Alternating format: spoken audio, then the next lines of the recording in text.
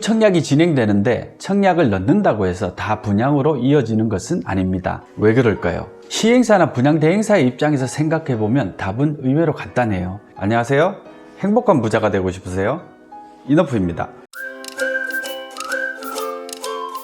얼마 전 지식산업센터의 오피스와 기숙사에 대한 영상을 찍고 많은 분들로부터 다양한 질문을 받았습니다. 하나하나 답변을 드리자니 밑도 끝도 없는 것 같아 지식산업센터 분양 잘 받는 방법과 향후 지식산업센터의 투자 전망에 관한 영상을 준비했습니다. 대출금리에 관한 영상에서도 말씀드렸지만 기준금리가 얼마인지 보다 더 중요한 것은 내가 어떤 조건으로 대출을 받을 수 있냐는 현실적인 문제입니다. 지식산업센터에 대한 투자도 마찬가지입니다. 결국 여러분이 어떻게 하면 남들보다 좋은 물건을 분양받을 수 있는지가 중요한 거죠. 지금까지 아무도 알려주지 않았던 내용들을 다룰 예정이니 궁금하신 분들이라면 끝까지 봐주시기 바랍니다. 전문 투자자들은 돈과 시간 그리고 정보가 많은 반면 실제 사업을 하시는 분들이나 초보 투자자들은 돈, 시간, 정보 모두 부족한 경우가 많습니다. 그래서 투자 가치가 있는 부동산은 항상 전문 투자자들의 몫이죠. 안타깝지만 그게 현실이에요. 왜 일반 투자자들은 좋은 지식산업센터를 최초 분양받기 쉽지 않은지에 대해 지금부터 하나하나 살펴보도록 하겠습니다.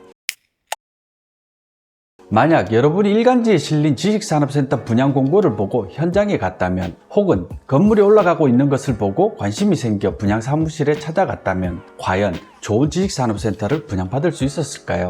만약 그럴 수 있다고 믿고 계신 분이라면 아주 순진하신 겁니다. 괜찮은 현장의 경우 이미 분양이 끝났을 가능성이 높습니다. 일부 남아있더라도 주변 건물에 가려 빛이 들어오지 않는 호실들 또는 사람들이 꺼리는 호실들만 듬성듬성 남아있을 가능성이 큽니다. 아파트에 비유하자면 로얄동, 로얄층은 이미 다 빠져나가고 없다는 뜻입니다. 그래도 실입주자의 입장에서 꼭 매수하고 싶은데 좋은 호실이 없는 경우라면 어떻게 해야 할까요? 나쁜 위치의 자녀 호실을 분양받는 것보다는 프리미엄 수준이 적정하다면 그걸 지불하고서라도 좋은 층, 좋은 호실을 전매 받으시는 것이 장기적으로 봤을 때는 더 나을 수도 있습니다. 부동산은 한번 매수하면 위치를 바꿀 수 없기 때문이죠. 그렇다면 프리미엄을 지불하지 않고 지식산업센터를 분양받기 위한 최적의 타이밍은 언제일까요? 일반적으로 시행사는 부지 매입 후 사업 설계 단계에서 분양가를 결정하기 위해 시장조사에 나서게 됩니다. 주로 인근 부동산 중개업소들을 상대로 주변 시세를 조사하게 되죠. 그래서 그쯤 되면 이미 소문이 다 납니다. 상품성이 좋다고 판단되면 부동산 사장님들이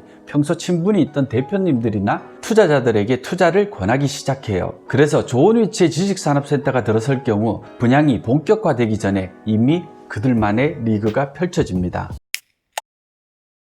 우선 분양대행사가 선정되고 나면 영업사원들은 입주의향서라는 것을 받으러 다닙니다. 사실 이때부터 대부분의 전문 투자자들은 분양을 받을지 말지에 대해 조사하고 판단을 내리기 시작합니다. 괜찮은 사업장이라면 보통 이 단계에서 관심을 두셔야 분양에 성공할 가능성이 높아집니다. 하지만 대부분의 사람들은 이 단계에서 전혀 관심이 없거나 분양될 것이라는 정보조차 아예 접하지 못하는 경우가 많습니다. 이후 청약이 진행되는데 청약을 넣는다고 해서 다 분양으로 이어지는 것은 아닙니다. 인기 있는 현장의 경우 한두 개 호실만 청약할 경우 거의 배정받지 못할 확률이 큽니다. 왜 그럴까요? 시행사나 분양대행사의 입장에서 생각해보면 답은 의외로 간단해요. 인기 지역에 대단지 지식산업센터가 들어설 경우 분양받고자 하는 사람들이 많겠죠. 그 중에는 이름만 들어도 알만한 회사들도 일부 끼어 있습니다.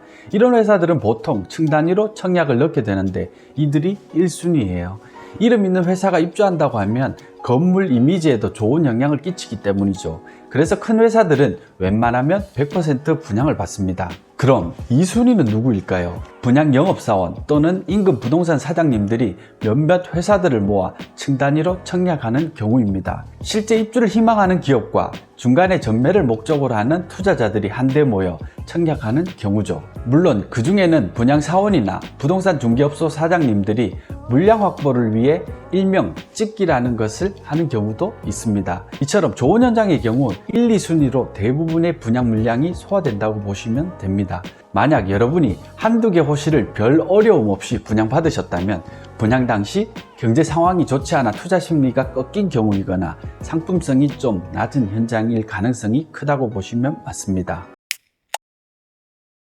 시행사나 분양대행사 입장에서는 한두 개 호실을 분양받으려는 사람들보다 한 개 층 이상 청약하는 곳에 물량을 배분하는 것을 선호할 수밖에 없어요. 같은 층이라도 좋은 호실이 있고 좀 빠지는 호실이 있는데 대부분의 개인들은 좋은 호실에만 배정받길 원하고 그런 호실에만 쏠립니다. 그래서 좀 위치가 빠지는 곳은 미분양으로 남게 될 가능성이 크죠. 반면 층 단위로 청약하는 곳에다가 배정을 주고 나면 미분양을 신경 쓸 필요가 전혀 없어요. 절차도 간단하고 얼마나 좋은데 굳이 개인들에게 한 호실 분양을 하겠습니까? 그렇다면 한두 개 호실만 필요한 실수요자들이나 투자자들의 경우 좋은 지식산업센터를 분양받는 것이 아예 불가능할까요? 또 그건 아닙니다. 여러 회사들이 모여 층 단위로 분양을 받아서 나누면 됩니다. 그래서 분양 영업사원들이나 주위 부동산 중개업소의 사장님과 평소에 친하게 잘 지내면 층 단위 청약을 넣을 때 함께 투자할 수 있습니다. 단 이 모든 것은 청약 과정에서 이루어져야 하기 때문에 미리미리 관심을 가져야 분양에 성공할 수 있습니다. 본계약이 진행된 이후에 뒤늦게 관심을 갖기 시작하면 10중 8구 이미 늦었다고 볼 수 있어요. 청약은 분양 계약 전까지 언제든 철회가 가능하기 때문에 괜찮은 현장이라고 판단되시면 일단 청약을 넣어두고 분양 추이를 지켜보면서 최종 판단을 내리시면 됩니다. 일간지에 게재되는 분양 공고는 보통 분양 계약이 진행되기 바로 직전에 형식적으로 실리게 됩니다. 이미 분양 물량의 배정이 끝난 상태에서 공고가 나간다고 보시면 돼요. 이때 분양 공고를 보고 현장에 오면 영업사원들로부터 이런 말을 듣게 되실 거예요. 워낙 인기가 많은 현장이다 보니 이미 분양은 완료되었고 전매 물량이 곧 나올지도 모르니까 연락처를 남겨주시면 따로 연락드리겠습니다. 그렇게 전매를 받게 되면 어느 정도 웃돈을 주셔야 한다고 보시면 돼요. 실제로 2018년에 입주한 가산디지털단지역 앞 SK부유원의 경우 한두 개 호실을 최초 분양 때 취득한 사람은 거의 없습니다. 실사용자들의 경우 프리미엄을 일부 얹어주고 전매를 통해 분양권을 취득한 경우가 대부분이라고 보시면 됩니다. 청약 경쟁률이 워낙 높았기 때문에 층 단위로 청약한 곳에 대부분의 물량이 배정되었기 때문입니다. 초역세권의 대단지 사업장이었음에도 불구하고 분양 당시 평당 700만 원대의 분양가는 고분양가의 논란도 있었습니다. 그런데 지금 시세는 1천만 원이 훌쩍 넘어갔어요. 땅값이나 건축비, 인건비 등은 꾸준히 오르기 때문에 신규로 분양하는 곳은 분양가가 높아 보이기 마련입니다. 하지만 시간이 지나면 과거의 분양가가 아주 저렴해 보여요. 토지 가격이 크게 떨어지지 않는 이상 분양가는 계속 오를 수밖에 없기 때문이죠. 부동산 투자를 잘하려면 주변 부동산 사장님과 친하게 지내야 한다는 말이 있죠. 저도 그 말에는 어느 정도 동의합니다. 물론 아주 좋은 물건은 부동산 사장님 몫이에요. 사람이라면 누구나 자기 자신이 먼저이기 때문에 그건 당연한 거예요. 그분들을 탓할 이유는 전혀 없습니다. 대신 직접 투자하기에는 2% 부족해 보이고 남 주기에는 아까운 물건들은 평소 친분이 있는 순서대로 투자를 권유하게 돼요. 제 경우에도 그렇게 해서 도움을 받은 적이 많이 있습니다. 그러니 관심 있는 지역의 부동산 사장님 한두 분 정도는 평소에 친하게 지내시면 덕을 보실 겁니다. 최근 지식산업센터의 공급 과잉을 걱정하는 분들이 많이 늘고 있습니다. 실제로 경기도 일부 지역이나 가산디지털단지의 경우 공급이 크게 늘고 있는 것이 사실입니다. 그래서 과거처럼 묻지마 투자는 위험할 수 있어요. 실사용이 아닌 투자 목적이라면 단기 투자나 레버리지가 높은 투자는 더더욱 위험합니다. 다만 언제나 시장에는 수요 공급의 사이클이 있고 시간이 지나면 균형점을 찾아가기 마련입니다. 공급이 많아졌다는 것은 그만큼 투자성이 높아졌다는 뜻이기도 합니다. 만약 분양 수요가 시들해진다면 공급도 멈추게 될 것이니 실수요자라면 크게 우려하지 않으셔도 됩니다. 투자자의 입장에서도 장기적으로 봤을 때 서울 지역 내 지식산업센터의 경우 전망이 나쁘지 않아요. 크게 세 가지 정도 이유를 들 수 있을 것 같습니다. 첫째, 지식산업센터는 공급이 제한적일 수밖에 없습니다. 최근 주택시장 규제와 맞물려 지식산업센터에 대한 인식이 개선되면서 일시적인 공급이 크게 늘어난 것은 사실입니다. 하지만 지식산업센터를 지을 수 있는 중공업 지역은 서울 지역에 얼마나 있을까요? 서울 전체 토지 면적의 3.3%에 불과합니다. 무한정 공급이 지속될 수 없다는 뜻이죠.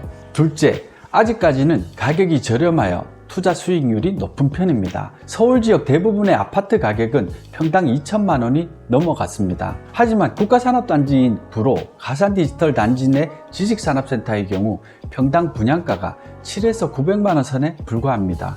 저렴한 가격에다 대출도 70% 이상 나오기 때문에 실수요자들의 니즈는 지속될 것으로 보여집니다. 셋째, 대표적인 낙후 지역이었던 중공업 지역의 재생이 본격화되고 있습니다. 7, 80년대 지어졌던 오래된 건물들이 최신 건물로 바뀌고 있고 도로나 주변 인프라들이 정비되고 있습니다. 정부도 과거처럼 획일화된 산업시설이 아닌 직주 근접이 가능한 곳으로 개발하기 위해 관련 법안을 정비 중에 있습니다. 어찌 보면 중공업 지역의 경우 대규모 개발이 가능한 서울 내 마지막 땅일 가능성이 높습니다. 지역이 발전하게 되면 집가가 올라가게 되고 이어서 그 지역에 지어진 건물들의 가격도 따라 올라가는 것이 당연한 이치입니다. 끝으로 마리오 아울렛 맞은편 앳 삼성물산과 제일모직 부지에 연면적 8만 평 규모의 대규모 지식산업센터가 올해 분양을 앞두고 있습니다. 현대건설이 시공을 맡고 있고 대규모 상업시설과 오피스의 기숙사까지 복합단지로 개발됩니다. 서울 내 최대 규모의 지식산업센터이기 때문에 지역의 랜드마크로 자리 잡게 될 것 같아요. 아직 분양가는 확정되지 않았지만 언제나처럼 고분양가 논란은 반복될 것 같습니다. 그래도 가산디지털 단지에 사옥을 마련하거나 투자를 고려하시는 분이라면 한 번쯤 관심을 가져보시는 것도 좋을 것 같습니다. 오늘 제가 준비한 이야기는 여기까지입니다. 영상이 도움이 되셨다면 좋아요와 구독 부탁드립니다. 제가 영상을 지속할 수 있는데 큰 힘이 됩니다. 여러분 행복한 부자 되세요. 고맙습니다.